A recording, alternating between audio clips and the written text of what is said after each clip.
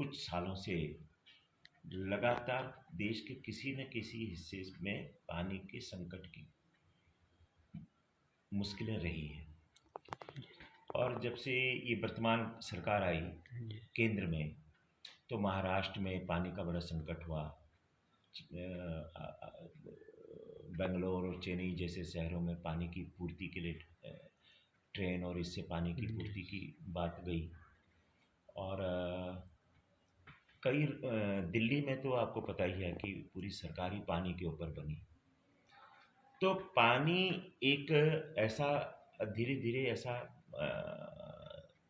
विषय विषय बन गया, बन गया। एक ऐसी कि जिससे ये लगा कि ये वास्तव में भारतीय समाज की एक मुख्य आवश्यकता तो है ही है, लेकिन यह बड़ी संकट भी है।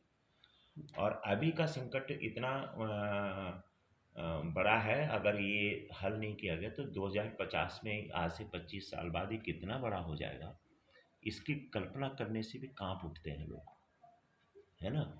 जब भूजल भी बहुत ख़त्म हो जाएगा और आबादी लगभग एक नया यूपी के बराबर 20-25 करोड़ लोग और नए आ जाएंगे, तो कहाँ से होगी उनकी पूर्ति पाने की। जी, तो इसलिए सरकार ने देश में जो पानी को बचाने के छोटे छोटे प्रयोग हो रहे थे भाई, जैसे अपने हिमालय में पानी रखो आंदोलन के द्वारा उपने खाल और उसके आसपास की पहाड़ियों पे हमने पानी का काम किया। धीरे धीरे ही सही उसको कई जगह संस्थाओं ने, पत्रकारों ने, मित्रों ने, विश्वविद्यालयों ने उसको फैलाया। लेकिन अब सरकार को भी लगता है कि हिमालयी राज्यों के लिए ये जहाँ से देश की इतनी बड़ी नदियाँ निकलती हैं, अगर इन नदियों को सूखने से बचाना है तो उनके स्रोतों को बचाना होगा।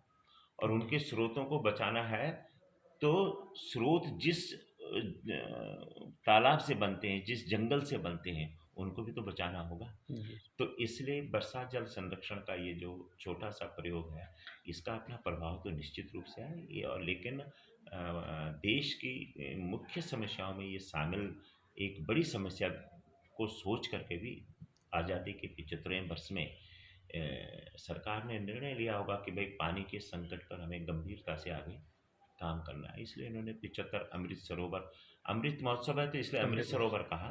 लेकिन मुझे भरोसा है कि आने वाले दिनों में लगातार, जैसे इन्होंने पानी की विभिन्न जो अलग अलग हिस्से थे उन सबको जोड़ करके एक जल शक्ति मंत्रालय बना दिया।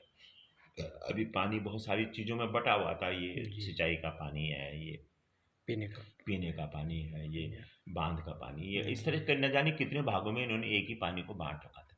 इन्होंने कहा नहीं नहीं, पानी पानी है और ये सकल जल जितना भी देश का है ये बचना चाहिए, और सकल जल की दृष्टि से ही हमको समग्र रूप से सोचना चाहिए। तो जल शक्ति मंत्रालय बना। और अब देखो जो ये अमृत सरोवर बन रहे जी, हैं, तो मुझे तो लगता है कि आने वाले दिनों में भी इस तालाबों के बनाने का काम और बनने का काम सरकारें निश्चित तौर पर जारी रखेंगी। क्योंकि समाज में जो महत्वपूर्ण तत्व है जमीन के बाद, जी, वो वो जल है। जल। हवा तो अलग है ना फिर, हवा तो है ही है, माने जी, पंच तत्व जो आते हाँ, हैं, हाँ, क्षिति जल पावक गगन गगन समीरा। समीर। तो समीर को तो आखिरी में रखा गया ना। जी, तो क्षिति जल माने धरती और पानी पानी। टिकने के लिए। तो धरती है, उसमें अगर जीवन को खोजना है तो पानी है। अभी तक अगर मतलब ब्रह्मांड में जितने ग्रह खोजे गए उसमें कहीं पानी की उपलब्धता नहीं हुई। ग्रह तो इन्होंने बहुत खोजे। जी, अगर कहीं पानी की उपलब्धता हो जाए तो वहाँ ये माना जीवन जाएगा कि ऑक्सीजन भी होगा है। और जीवन फिर बस भी सकता है। अभी तो केवल बसने के लिए धरती ही है, और वो पानी के कारण है। जी, तो अगर ये पानी खोते हैं तो जीवन तो स्वतः ही खो जाएगा। ये भारतीय जैसे